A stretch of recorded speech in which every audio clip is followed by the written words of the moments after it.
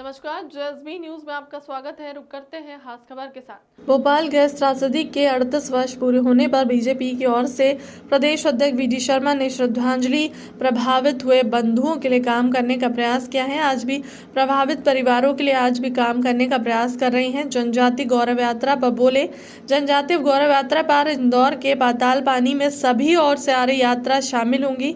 पैसा एक्ट के बारे में जानकारी दी गई। जन जागरूकता के अभियान को समापन के तौर पर कल इंदौर में बड़ा आयोजन होगा, जिसमें मुख्यमंत्री समेत वरिष्ठ बीजेपी नेता शामिल होंगे। पैसा एक्ट कानून को लेकर प्रत्येक पंचायत में, प्रत्येक आदिवासी बाहुल्य इलाके में जागरूक किया गया।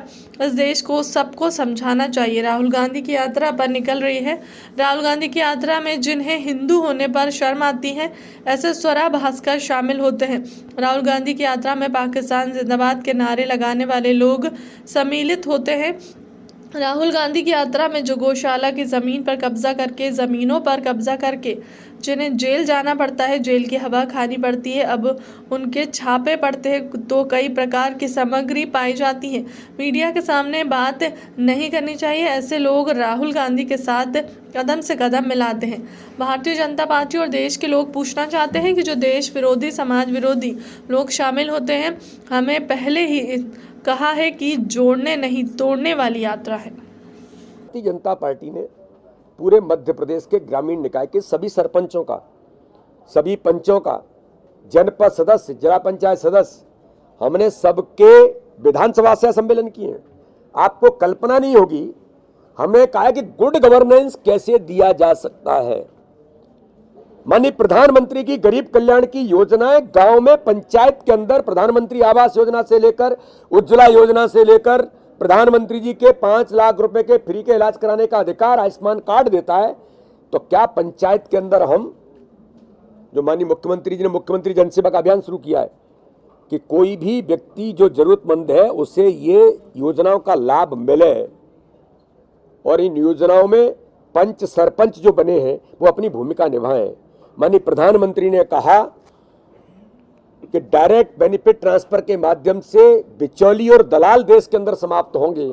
आज हम इस बात को गर्व से कह सकते हैं कि कोई भी योजना का लाभ अगर हमारे गरीब को मिलता है तो ये कांग्रेस की सरकार नहीं है कि राजीव गांधी कहते थे कि 1 रुपये में 85 भ्रष्टाचार में चला जाता है, 15 पैसे गरीब तक पहुंचते हैं। 1 रुपया गरीब तक कैसे पहुंचा है और किसी प्रकार की कोई दिक्कत नहीं होगी, ये गुड गवर्नेंस कौन देगा? वो सरपंच इस दिशा में उसे प्रशिक्षित कौन करेगा? तो हम तो संगठन के स्तर पर भी कर रहे हैं और सरकार भी करेगी। तो इसमें भी कांग्रेस को पेट में दर्द होता है। कांग्रेस के पास कुछ बचा नहीं है। राहुल गांधी जी, इस प्रकार के लोग जो देश विरोधी काम करते हैं, भारत के खिलाफ नारे लगाते हैं, जो भारत के खिलाफ बोलते हैं, हिंदू होने में जिन्हें शर्म आती है, ऐसे लोगों को इकट्ठा करके वो क्या बोलेंगे? यही बोलेंगे। तो उनको तो लगता है कोई काम मत करो। जैसे हम लोग समाज में भ्रम और झूठ, छल कपट के आधार पर राजनीति करते रहे, ऐसे ही ये सब चलता रहे। तो ये मोदी जी की सरकार और मोदी जी का नेतृत्व है। हम गुड गवर्नेंस भी देंगे और लोगों के मान और स्वाभिमान के साथ इस भारत को आगे बढ़ाने का काम माननीय प्रधानमंत्री के नेतृत्व में गरीबों के जीवन बदलने का काम भी भारतीय जनता पार्टी की सरकार कर रही है। देखिए, मेरा ऐसा मानना है कि इस देश के अंदर कांग्रेस और तथाकथित वामपंथी देश विरोधी ताकतें इस देश के माहौल को बिगाड़ने के लिए, इसी में उनको आनंद आता है। ये ट्रेनिंग लेते हैं समाज में सामाजिक विद्वेष कैसे फैलाया जाए, कभी किसी समाज वर्ग पर आक्रमण करना जिससे विद्वेष कैसे फैलेगा, ये उनका लगातार प्रयास इस देश के अंदर है। लेकिन मैं इस बात को लेकर के बड़े विश्वास के साथ कहता हूं कि भारत के प्रधानमंत्री नरेंद्र मोदी जी के नेतृत्व में भारत के राजनीतिक इतिहास में सबका साथ, सबका विकास, सबके विश्वास के मंत्र पर जब हम देश के अंदर काम करते हैं तो इस प्रकार की ताकतों के प्रयास विफल हो जाते हैं।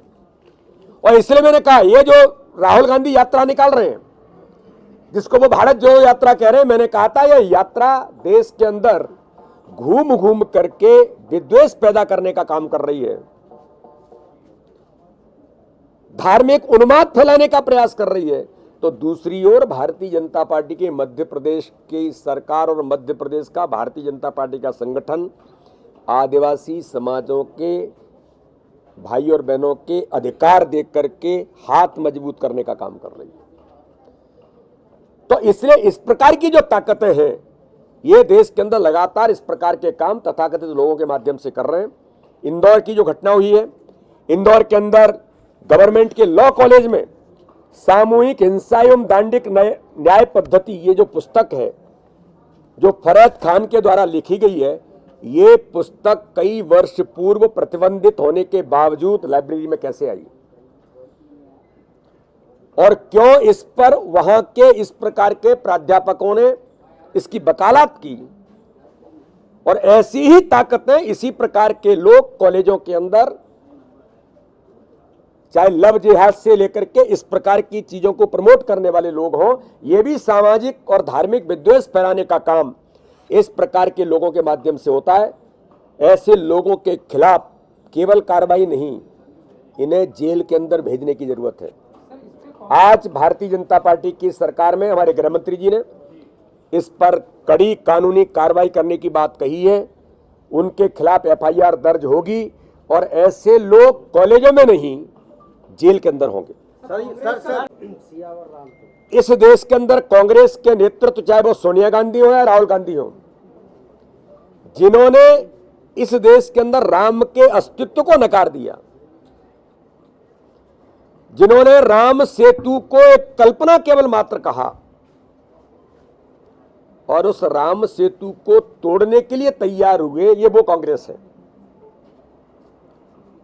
ये वो कांग्रेस है कि जब इस देश के अंदर सेना कोई बेहतर काम करती है या अपने देश की रक्षा के लिए, अपने सैनिकों के स्वाभिमान के लिए जब सर्जिकल स्ट्राइक करने जाती है, तब ये पूछते हैं कि उसका प्रूफ क्या है।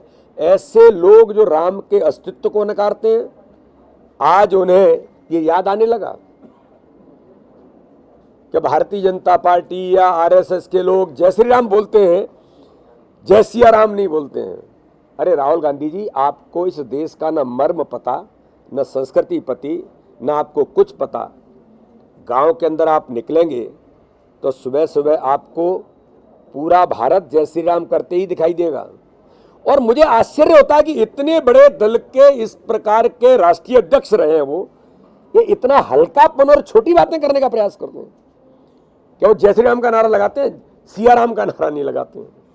ये एक राजनीतिक दल के इतने बड़े व्यक्ति के द्वारा इस प्रकार की बातें कहना, पता नहीं कौन सलाहकार है जो ऐसी छोटी और हल्की चीजों को लाने का प्रयास करता है। अरे मुद्दों पर बात करिए, अरे समाज के अंदर उन मुद्दों को उठाइए जिन मुद्दों पर समाज में आपको जवाब देने की जरूरत है, वो आपके पास है नहीं, क्योंकि आप देश विरोधी ताकतों के अलावा और इस प्रकार के छल कपट करने के अलावा आपके पास कुछ नहीं है।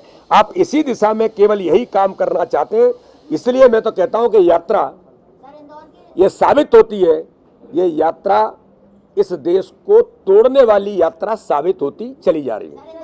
तो मुझे लगता है कि इस देश को अब ये समझना चाहिए कि राहुल गांधी की यात्रा क्यों निकल रही है। राहुल गांधी की यात्रा में जिन्हें हिंदू होने पर शर्म आती है, ऐसी स्वरा भास्कर सम्मिलित होती हैं। राहुल गांधी की यात्रा में पाकिस्तान मुर्दाबाद करने वाले लोग सम्मिलित होते हैं, तो राहुल गांधी की यात्रा में जिंदा पाकिस्तान जिंदाबाद के नारे लगाने वाले लोग सम्मिलित होते हैं। तो राहुल गांधी की यात्रा में जो गौशाला की जमीनों पर कब्जे करके,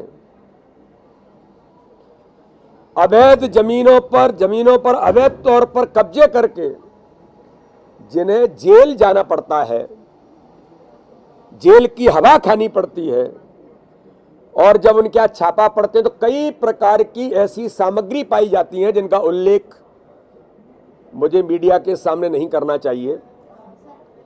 इस प्रकार के लोग राहुल गांधी जी के साथ कदम से कदम मिलाते हैं।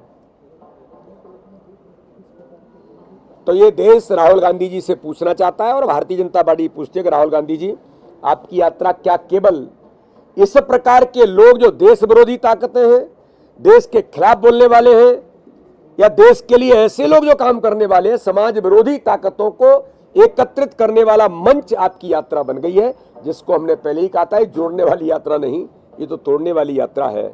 और वैसे भी जिस यात्रा के अंदर दिग्विजय सिंह जैसे लोग, कमलनाथ जी जैसे लोग इस यात्रा का संयोजन कर रहे हों, जिन्होंने इस भारत के अंदर हमारे सिख भाइयों पर आघात प्रघात, जो दर्द आज भी उनके मन के अंदर है, और दिग्विजय सिंह जैसे लोग जो आतंकवादियों का समर्थन करते हैं, ऐसे लोग यात्रा का संयोजन करेंगे तो मध्य प्रदेश के अंदर यात्रा में कैसे लोग सम्मिलित होंगे, ये पूरी तरह से दिखाई देता है, जो इस देश के लिए दुर्भाग्यजनक है। ये देखिए, इस देश के अंदर समान नागरिक संहिता कानून ये कोई एक वर्ग के लिए नहीं है, एक व्यक्ति के लिए नहीं है, और ये कानून अभी बना नहीं है।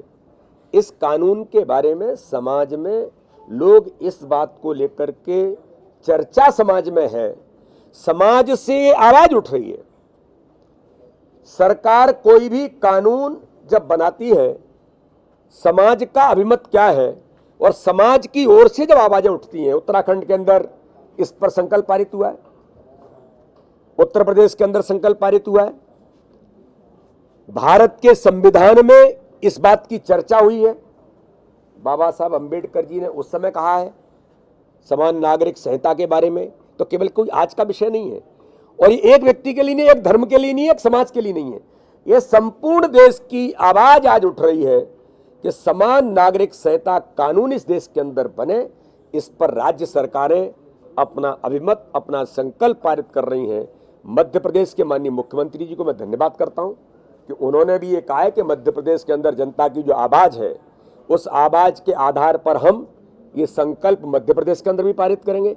और जब ये संकल्प पारित करके पूरे देश की आवाज जब बन रही है, तब जाकर के देश के अंदर कानून बनाने की जरूरत है। उसके आधार पर कानून बनते हैं, तो चाहे भाजपा का हो, चाहे किसी अन्य दल का हो, चाहे कोई भी हो, इसमें अगर समान नागरिक संहिता कानून देश की जरूरत है तो वो देश के लिए, व्यक्तियों के लिए नहीं है, तो सब पर एक जैसा वो लागू होता है।